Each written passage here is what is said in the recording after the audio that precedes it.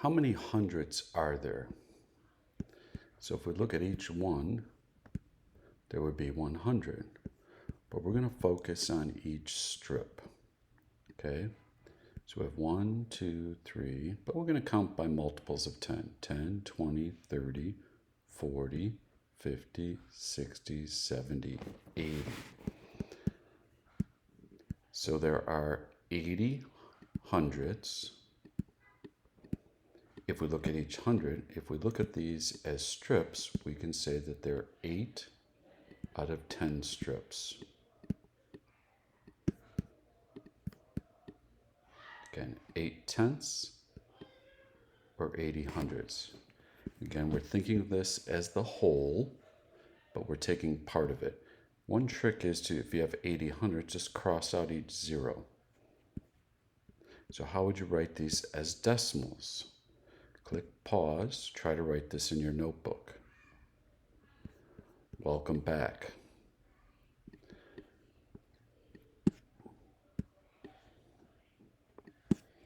So for the first one, the way you say it, 8 tenths. That's the way you're going to write it. So we have no whole. Think of this as a dollar. We don't have a dollar. We put the decimal point and we put 8. Again, the first position to the right of the decimal is called the tenths. So we just say the whole number, 8, and then we say tenths. This is how you write it as a decimal. This is what it looks like as a fraction. The next one, did you write 0? Because we don't have the whole, we don't have a dollar. 80. The second spot here is for the hundredths. So we would read this 80 hundredths. THS, 80 hundredths.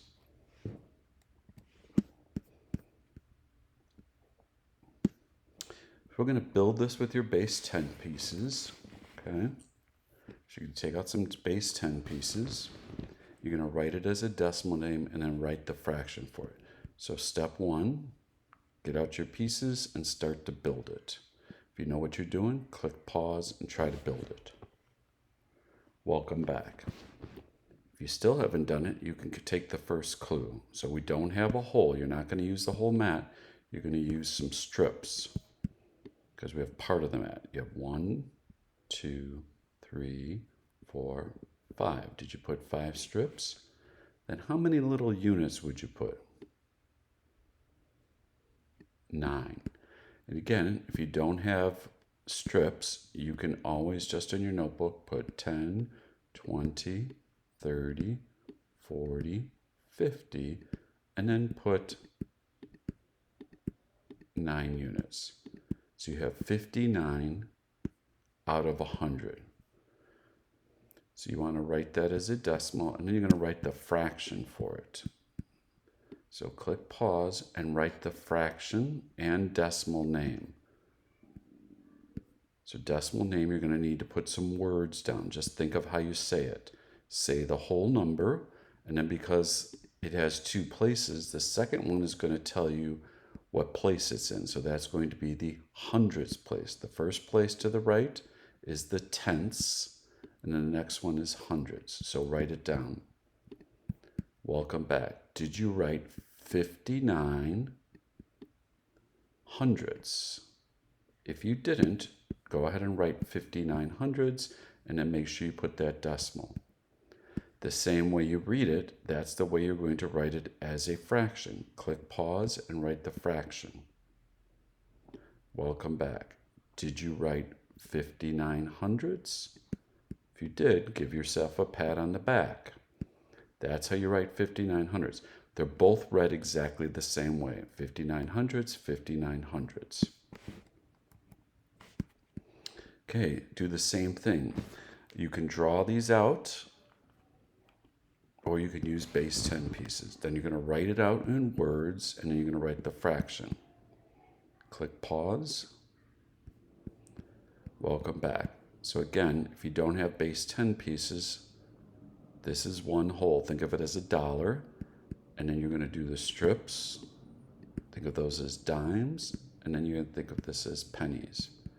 If you actually had the mat, you would write a mat.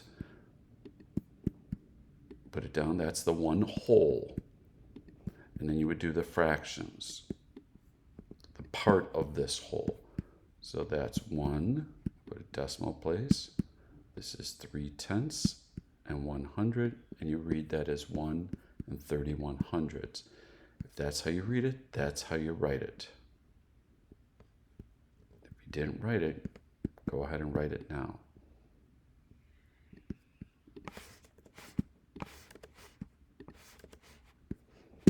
Oops, let's go back.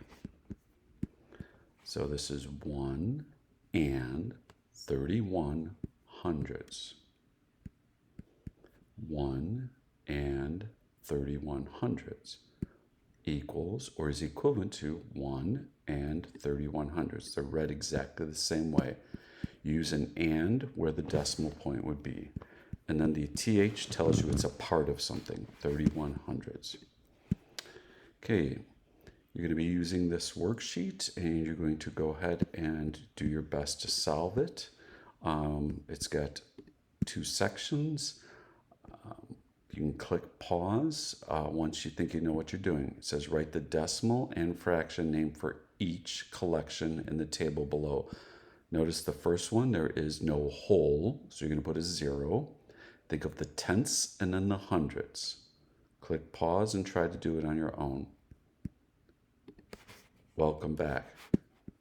Did you put 0.6 and then a 7?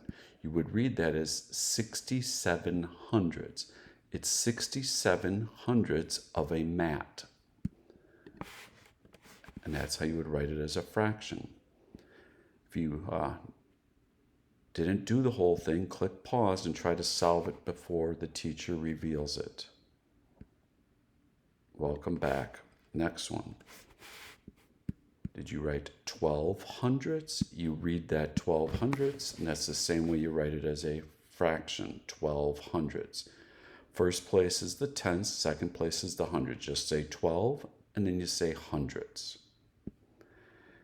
Okay, if you didn't solve these, click pause and try to do it on your own. Welcome back. You have two whole mats, 2 wholes, and then you have a decimal, and then you have the part of the whole. So you have 9/10, and then you have the hundreds, which are 5. So you have 2 and 95/100.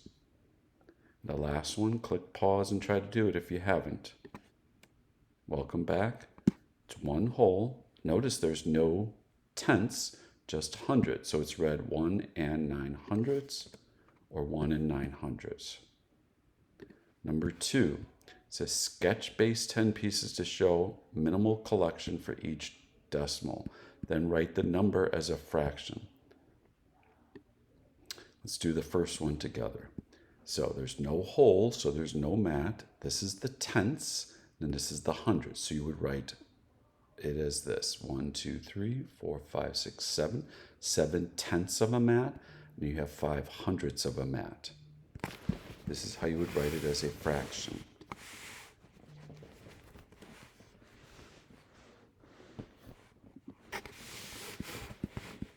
Next one, click pause and try it. No mats, so you just have 2 strips. Those are the tenths and 5/100. So you would read this 25/100. If you read it, you can write it as a fraction, 25/100. Click pause and try the next one. 1 whole mat, 9/10, 9/100. So you would say 1 and 99/100. Click pause, try this one. Welcome back. Did you say 2 and 3/100 or 2 and 3/100? Nice job.